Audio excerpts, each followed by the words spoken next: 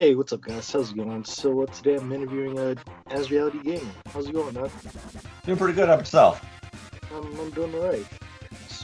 We decided to cover a topic today, and we decided to talk about the ups and downs of game hunting, or just retro gaming in general. Yeah, But yeah. but before we get started with that, I just wanted to ask you a few questions. What got you into retro gaming? Well, I've been in retro game hunting since I was a little lad. I was about probably 13 years old and started keeping everything that I had originally bought from my Nintendo system and just the love for it back in those days. So over the years, I would buy a few from pawn shops back in the day when I was younger, all the way up to nowadays where you're, paying full price for, games that are hundreds of dollars, each. So Yeah, just gotcha, doing that for a gotcha. long time. Yeah, just been doing it for a long time. So. Yeah, me personally, I've only been doing it for like 2, 3 years at this point. I just found my dad's old copy of San Andreas and I bought a PS2, and that's where it basically all started. Nice, nice. What games have you been playing recently? Recently, boy, it seems like I jump all over the place, but I've been into a lot of JRPGs lately. So, right now I'm playing Triangle Strategy for the Switch.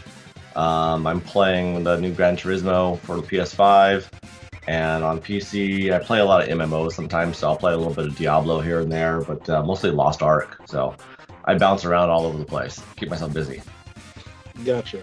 How about I'll you? be, I'll be honest, Gran Turismo for the PS5 looks really good. It's just getting a PS5 is impossible, but at the moment I'm jumping in between GameCube and Dreamcast. Nice, nice. I heard the PS5 is actually going to be easier to get at GameStop. I think this Friday. So if you've got a local GameStop, check it out. You Really? got an issue, yeah. Okay. Well, yeah, like I've just been jumping in between those consoles. I've gotten into Mario Sunshine, and it's weird. Like that game brings back a lot of memories for me. Just playing it back in the day at my cousin's house. Like Mario Sunshine was just such a different beast compared to other Mario games.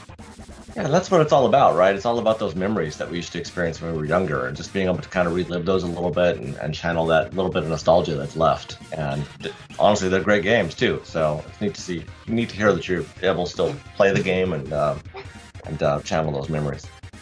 Yeah. I guess let's just get started with the topic.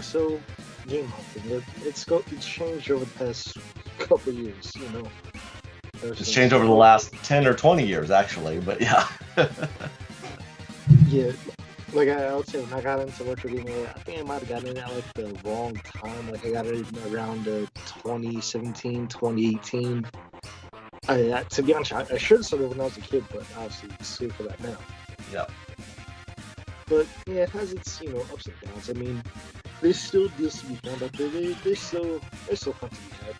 Mhm.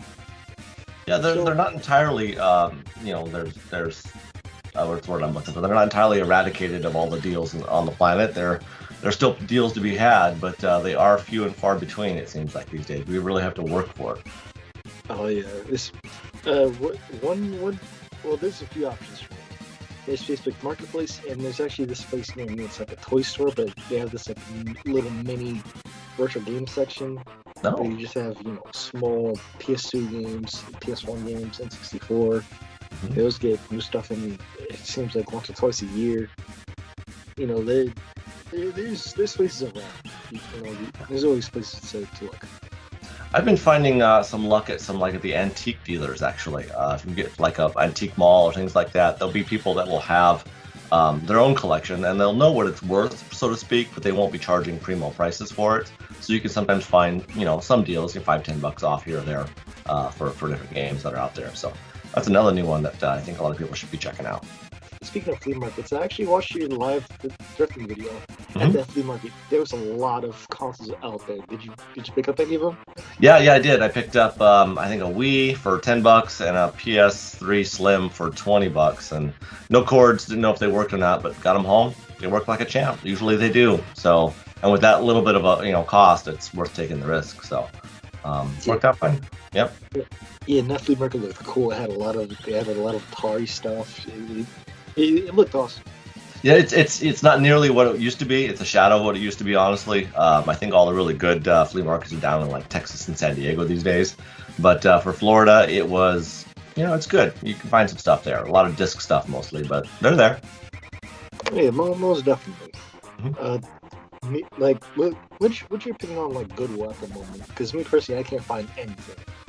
Man, Goodwills are so it's the problem is everybody that works in Goodwill have been trained to take anything that's older than a disc-based game or even a certain level of like, PS1, they'll know to hold it aside and they ship it off to their local warehouse, whatever it is, a regional warehouse, and then they put them online. And so they have their big online auction site. So you'll never see things in Goodwill. You will see things occasionally with like a new employee maybe messes up or slips up.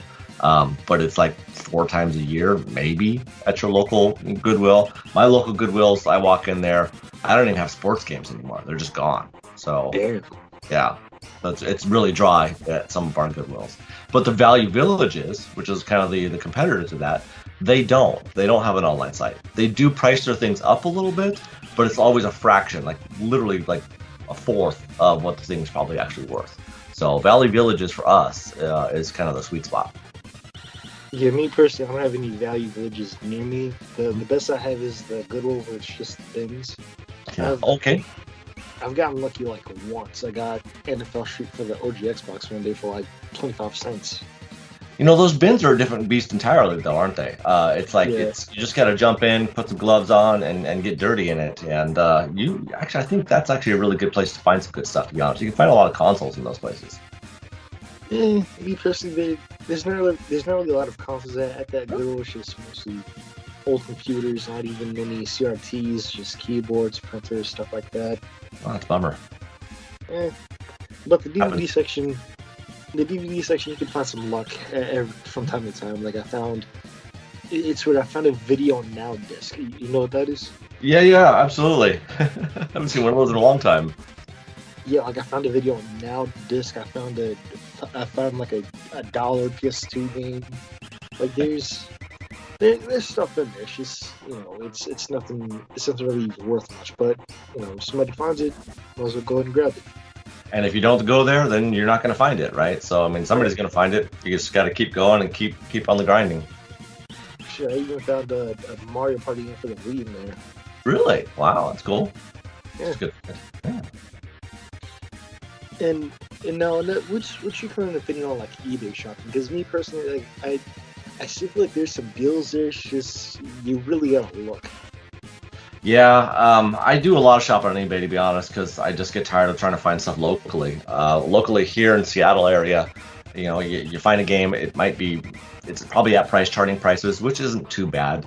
And then you pay, 10% sales tax on top of it, and it's like, gosh, you're buying $500 games, you're paying $550 for it. I'm just a cheap bastard, so I want to keep my prices low. So eBay seems to be the way to go for me. I'll usually try to find the auctions and do the last second sniping on them and try to find auctions that will have the free shipping or something like that. So I just have a couple like searches that I keep for games that I'm looking for, or different kinds of like consoles, like just NES games in general. I'll just search for, and I always kind of bump it up to the last. What's the most recent one that's going to close, and then I just watch those, and I'll just follow the ones I want to follow. And sometimes you get lucky, sometimes you don't, But most of my deals I get from eBay these days. Yeah, I mean, like you said before, you really gotta work for deals nowadays. Yeah. Like right now, I'm just hardcore into GameCube and Dreamcast, and Dreamcast at the moment seems a little bit easy. The most I'll pay for a Dreamcast game is like $100, but I've been found some good deals for Dreamcast. And GameCube, it's hot right now, but Yeah. I'm getting into it. Good. Well, I mean, GameCube, I think it did its peak maybe a year ago or so, early COVID, I think it was. So I imagine slowing down a little bit. The prices haven't come down that much, unfortunately, but at least the FOMO fears is out of everybody. So. Well, yeah, the GameCube seems to be going through a little bit of a cool down right now, and I'm kind of taking advantage of it. Absolutely, yeah, it's a good call. And Dreamcast too, right? Dreamcast did the same thing several years back. So I mean, it's still an expensive system and a desired system, but I see a lot of Dreamcast stuff at a reasonable rate these days. Yeah, like an average Dreamcast game, well, an average good Dreamcast game will be like $40 to $50, Mm-hmm. and that's honestly not that bad. No, considering the Sega Saturn, a sports game is $100 starting. Oh yeah. So Yeah, I shout out to my friend Dick Nightshades. He actually gave me his Sega Saturn. mm, I've never bought a game for it because it's just. I have the same problem. Same problem. I got one at a convention. I was just like, I'm gonna buy one because I'm gonna buy some games for it. And once I started looking at games and RPG games that I love, I just no, not right now. Maybe later. So. Yeah, like one thing that I've been personally considering is importing this from like Europe and whatnot, getting like an action replay thing. Mm-hmm. But I'm thinking, why get into the Sega Saturn? Like to be honest, I don't even know if I really like the Sega Saturn. The sixth, well, I guess a little bit of the fifth and sixth generation is just my type of style. Yeah. No, I hear you. There's definitely a lull, I think, in that. Don't get me wrong, Dreamcast is a great console, and so is the Saturn, but and the PS1 for that matter too. But a lot of people get turned off by the the blocky kind of pixelated early CD generation games. They just don't quite hold up like the newer games do. And from 360, PS3 on, the games are solid. I mean, they're great to look at. They're great music, great gameplay. A lot of them. I mean, you just can't go wrong. And there's thousands and thousands of them available. So. If you're looking for good plays nowadays, I just say go to the newer stuff and just enjoy yourself. Most definitely, and I gotta say, like me personally, I grew up with the sixth generation, but I love the N64. Like when I first got into this, I looked at the N64, what it's about, released in 1996, blah blah blah, and I was always excited to get it. Of course, when I did get it, my expectations were severely lowered, but I still like it. It's a system that's not. I played a lot of it back in the day, and I think probably about 3 years ago, I pulled it back out and started playing Bond and some Zelda on it, and I was like, wow, I like these games. These were fun. I couldn't get back into it personally. There are some good ones still in it. Don't get me wrong. The Mario is legendary, of course, and the Mario Karts, etc.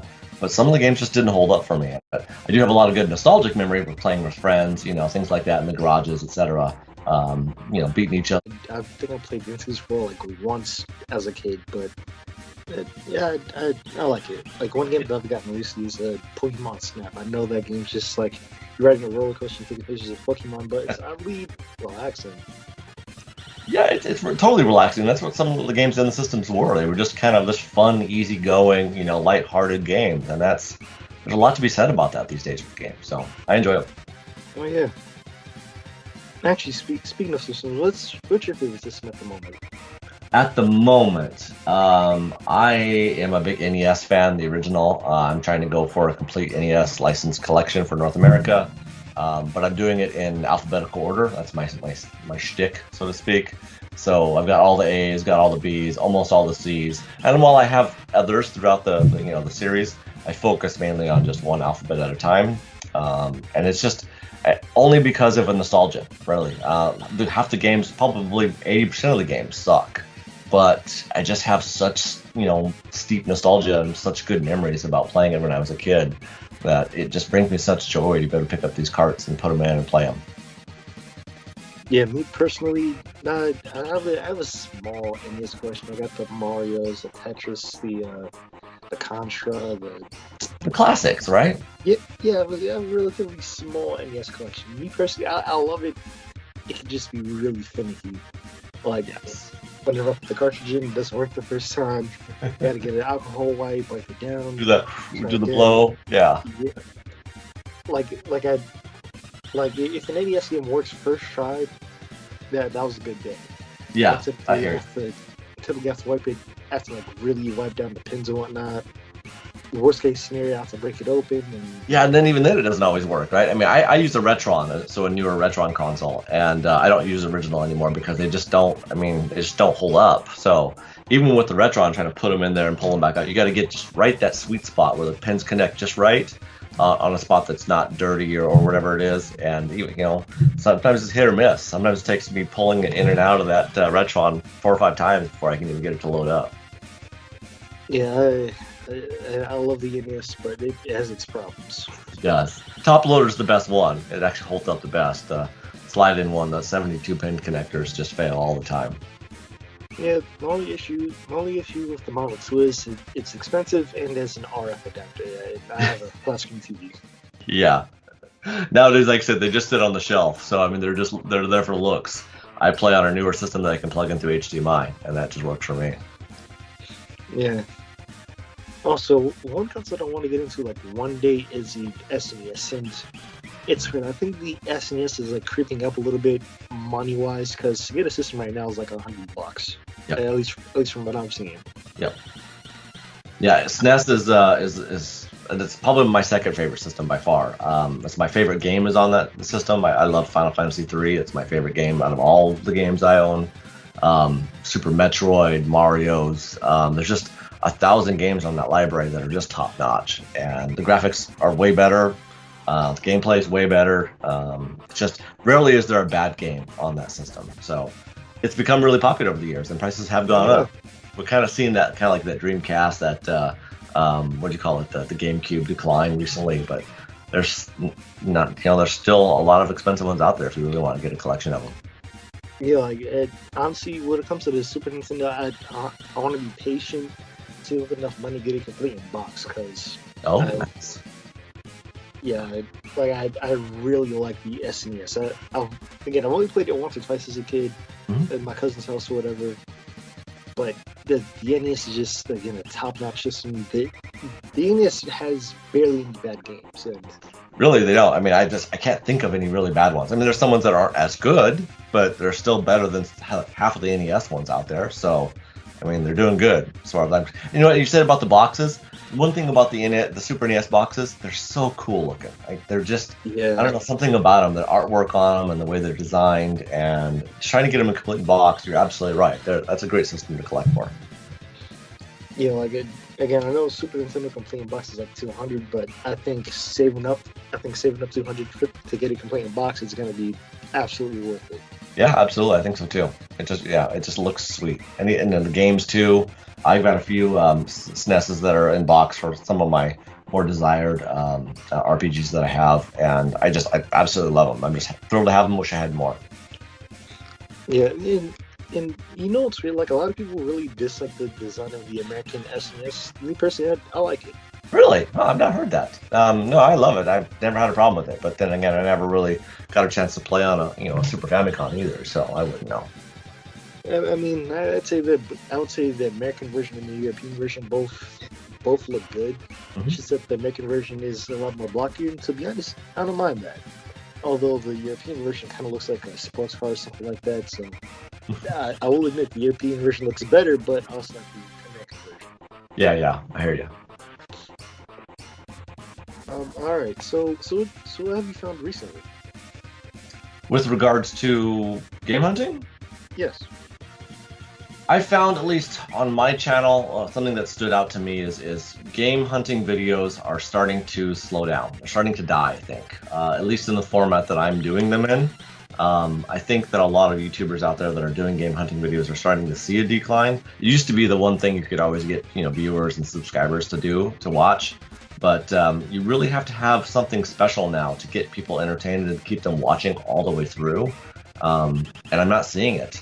The only YouTubers that I'm seeing that are actually succeeding at this are the ones that are faking pickups, like the retro rigs, things like that. They've admitted to doing fake videos, but it's for entertainment purposes. So I mean, no, I don't, no disrespect. It's just when he found the Chibi Robo at a Goodwill, I'm like, come on, that's kind of hard to believe. He's either the luckiest person in the world because every single week he has amazing pickups. So you got to start thinking, come on now, something does line up here, right? And any of the YouTubers that do that, so it's either you got to fake it, which is great, it's entertainment value, and the people love that. But the ones that are going to the Goodwills and basically finding the $2 flips, there's not a lot of excitement with that, I guess. It's starting to kind of die down a little bit, and I'm kind of struggling myself. I'm trying to figure out what's the next evolution of this, right? Is it doing something funny, making a story, or making a skit out of it? If you think back to the original guys that kind of started this off, as Pixel Game Squads and the Game Chasers, they always had that kind of fun, lighthearted, tease each other kind of game hunting story, right? It was kind of more of an episode than it was just like a game hunting video. And I think maybe that's, going back to something like that, where we add in a little bit of humor, a little bit of, personality into the video rather than just shaky video of our cameras as we walk through game stores looking for things. It's just I'm bored of them, so I mean somebody else has to be bored of them with me. So Yeah, and I was just gonna say that's typically my style. Whenever I go to like retro gaming stores and anything like that, I try to bring a camera with me. I try to film everything.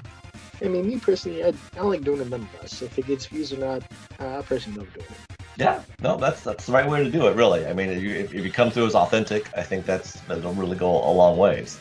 I find myself just grabbing my phone when I'm at a place, and I can just hold it sideways, do a landscape view, and I get lots of footage just from my phone. I don't even have to bring the camera in, and find all kinds of stuff, and I just load those up and edit them that way. So it works fine for me. Yeah, one thing I try to do, this is kind of weird, but I got like a phone harness thing where you wrap the phone like around your chest, and I try to do it like that. Yeah, no, absolutely. I do it with a GoPro, so I have a chest mount or sometimes a head mount one. But that way you can see your hands and you can actually get in and dig into things rather than having to like hold it funny and then use one hand to open a thing. It just doesn't work as well that way. So tricks of the trade, I guess, right? Right. And another thing that I try to do with like my thing pickups videos is I usually try to like test it. Granted, mine are kind of sketchy since I do it like my phone facing the TV or whatever, but I do the best I could. You'll get better at it, like I said, it's something that I think I learned over the time, in this channel. I've been doing it for a couple of years now. My first videos were, probably terrible. I think they were terrible. I don't really go back and watch them, but compared to what I'm doing today, I think my quality's gone up a little bit more. But some people they don't really care, right? They just want to see the stuff as you go through it, that kind of in-person kind of a feel as you're digging through bins of stuff to find that golden treasure. It kind of brings them to the same spot almost, I think. Oh yeah. Now, just a few more questions. So, like, what is your most, like, I guess, what's the game that you, like, dream of having in your, like, collection or whatever? Like, I'm sorry if I phrase it wrong, but, like, what's your, I guess, grail game? That's a good question. Grail game. Well, I mean, to complete my NES collection, I'm going to have to get a stadium event eventually. So, I mean, that's one grail that I'll have to get, but I don't really care about it per se, more than just having it in the collection. And it's not really a playable game that's valuable. So right now, I think for me, I'm looking to get. It's not like a super grail, but it's one that I'm really kind of keeping an eye out for. Is a complete in box Super Nintendo Final Fantasy II. I don't have it. I've got one loose, but it's one of those fun games that I had as a kid. I had it as a box, so I'd love to be able to get one again in really good shape. So that's one. It's only a couple $100, something like that. It's expensive, but you save for it. Yeah. And so that's, I think, right now what I'm most excited to try to pick up. Like a decent deal on it. Go Hyper Grand for the GameCube. Like, oh, really? I've not heard of that one. What kind of game is that? It's basically like a cartoony Tony Hawk. Oh, that sounds way cool. What's it called again? Go Hyper Grind. Go Hyper It's Grind. basically Okay. a bunch of cartoon characters skateboarding in like a contest or something. Mhm. Like me personally, I absolutely love skateboarding. If Aha, they have, like, okay. If they have like a little cartoony skateboarding game, that would be dope. But it's like $300 complete in box. Wow. Okay. That's pretty pricey for sure. Yep. But it must be good. I mean, because clearly most of those Dreamcast games that are good are the ones that are expensive. So. Well, this was actually on the GameCube. Oh, it's on the GameCube, not on Dreamcast. Oh my goodness. I'm writing myself some notes here because I'm gonna go check it out. GameCube. Okay. I've not heard of it, so I'm super excited to check it out for sure. Yeah, it's just a bunch of cartoon characters skateboarding in like cartoon levels. There's a bunch of funny ones. Do you do tricks and things like that? Yeah. Nice. All right. Actually, speaking of games like that, have you heard of Wax for the original Xbox? What's it called? Whack. Wax? Whacked. Whacked. Oh, whacked. Doesn't ring a bell. No. What's it about? So it's basically like a game show, and it's just a bunch of weird cartoon characters. Of course, it involves a bunch of stereotypes. You have the sexy lady, you have the nerd, you have a bunch of weird cartoon stereotypes just competing in the game show. And it's basically like a multiplayer deathmatch. Okay. You can play single player if you want to. That sounds Surprisingly enough, it's actually cheap. It's like $30. That's for original Xbox. Yeah. Oh, huh. I'm surprised it hasn't gone up. See, that's the thing, right? Certain consoles get all the love, and others don't. I mean, prime example, you got PS3 and Xbox 360. They're same generation. And I follow a lot of like the prices on, you know, talk about like the hot stuff, like the horror games and let's say RPGs. The PS3s, all the RPGs and all the horror games are always more expensive on that system than they are the same game on the Xbox 360. It's like $5, and it's $50 over here on the PS3. Why? Dude, let me tell you a story. Okay. So this has been on Wonder for a long time. It's called Warriors. You know, the movie. Yeah. Mm-hmm. Yeah. It's $50 on the PS2 and it's $20 on the OG Xbox, right? Right. And I go to my local retro game store and like $60 for Warriors on the PS2. Jeez. The very next day, I go to my local toy store. They have it on the OG Xbox for like $15. Score, man. Yeah. Yeah, like I played that game before too. It's a good game, but you're right. I don't know why the PS2 is more. It's the same print run. I mean, I have no idea. So maybe we'll have to make a video about that someday, right? And just ask the question and figure it out. Yeah, and actually this applies to sort of like the GameCube too. So there's this weird Animaniacs game that was released for like the 6th generation. You know, like. Okay. It's just 3D Animaniacs. You just run around the world doing cartoon antics. Mm-hmm. On the PS2 and OG Xbox, you know, $15, $20. GameCube, it's $100. Because it's GameCube. What the fuck? It's the GameCube. See, people just don't have love for the Xboxes and what it is. People just hate on them for whatever reason. It's a great system. There's nothing wrong with it. It started a lot of this, you know, the console wars that we're a part of today. We have better games and better systems today because there was competition. So right. I don't know why people get so much hate. But. Yeah, dude, the OG Xboxes are just packed with so much personality. I absolutely love the system. I mean, there's little Easter eggs in the menus. There's creepy NASA sounds. I love it. Yeah, it's a good system. The controllers are awesome. I mean, they're bulky. Don't get me wrong. They're not like the super sleek ones for the PlayStation. But sometimes having more to hold on to is a nice thing to have when you're playing a good game. Exactly. Like I understand why people complained about the Duke controller. You know, oh, it's too big or whatever. But I love it. Yeah, I don't mind it. Yeah. You know, like the little black and white buttons. It kind of reminds me of the 6-button Sega Genesis controller. It's great. Yep. Yeah, it's a good system. Absolutely. I don't know why I get so much hate. And it's 360 as well. I don't know. It doesn't make any sense. But... Well, I mean, to be fair, I grew up with the 360. I think the 360 just hasn't hit the nostalgia factor yet. Like people my age are just becoming adults who are getting their money together. Mm-hmm. I think the Xbox 360 might hit in like a couple years. It's possible, yeah, and the PS3 just hit a little earlier because of just certain scarcity of certain games, maybe, who knows, yeah. Speculators get into the market and that changes everything, you know.